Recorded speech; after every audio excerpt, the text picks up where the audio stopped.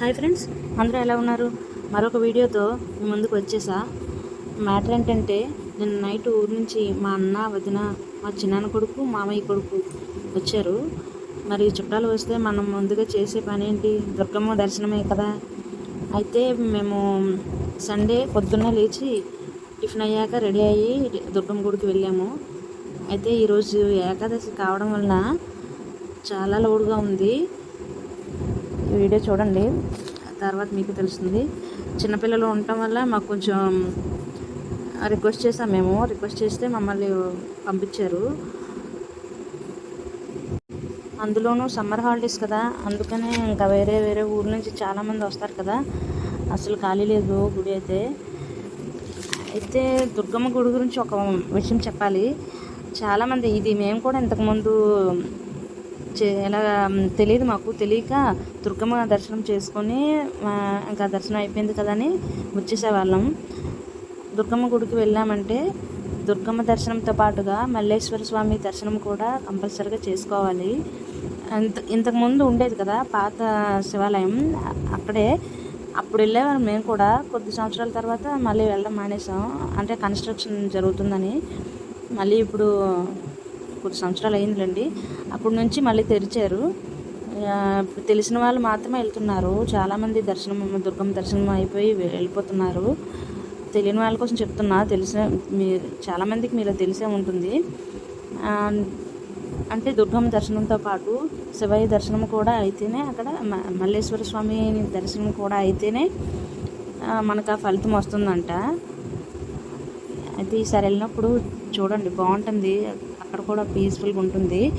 Next వచ్చేసి అక్కడ శివాలయంకి వెళ్ళే దారిలో దగ్గర చిన్న కొలంలాగా ఉండి టార్టైస్, ఇంతకుముందు మేమైతే చూడలేదు, ఉండొచ్చు మరి. ఈరోజు చూసాం ఈసారి వెళ్ళినప్పుడు.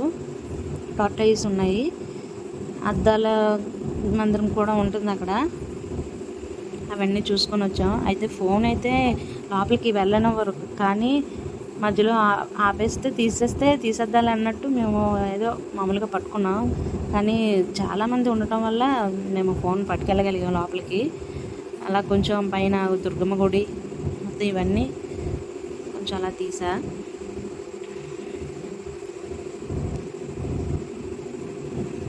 ఎండ కూడా చాలా, అసలు అడుగు పెట్టలేకపోయాం. అసలు వాటర్ ఎక్కడ పడితే అక్కడ వాటర్, పిల్లలు మేము, అసలు ఎండ బాగుంది.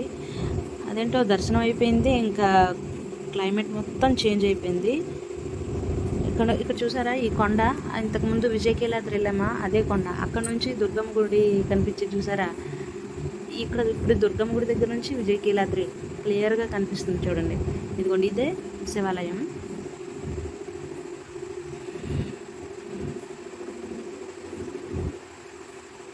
చూడండి మొత్తం ఆ కొండ ఉంది, అదే విజయకీలాద్రి.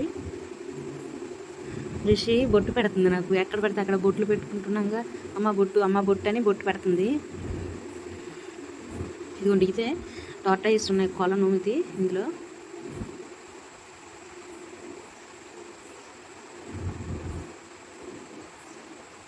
శివాలయం దారిది. అండ్ ప్రసాదాల కోసం ఎప్పుడు అక్కడ 2 కౌంటర్లు ఉంటాయి కదా, అక్కడే తీసుకుంటాం ఎప్పుడు. కానీ శివాలయం దగ్గర అయితే ఖాళీగా ఉంటుంది ఎప్పుడు, ఎందుకంటే తక్కువ జనం కదా వచ్చేది, ఖాళీగా ఉంటుంది. చూడండి ఈసారి దుర్గగుడి బ్యాక్ సైడ్ ఇది.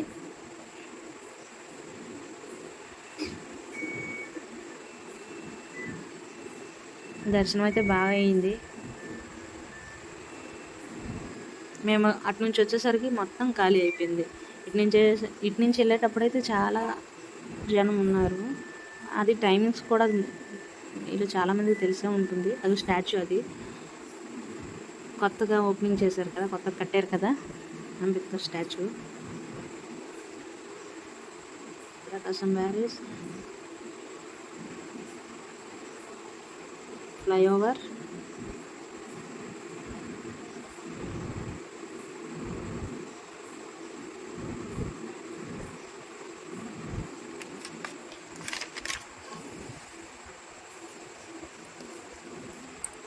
ఇంకా దర్శనం అయిపోయిన తర్వాత అయితే మేము అలా ఇంటికి వచ్చేసాం. వాతావరణం చాలా కూల్గా ఉంది.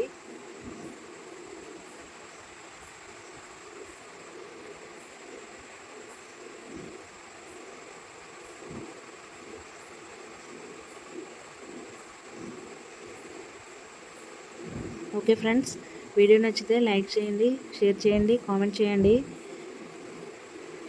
ఇక్కడ నుంచి మ్యూజిక్ యాడ్ చేస్తాను. వీడియో మొత్తం చూడండి, బాగుంటుంది. లైక్ చేయడం మర్చిపోవద్దు.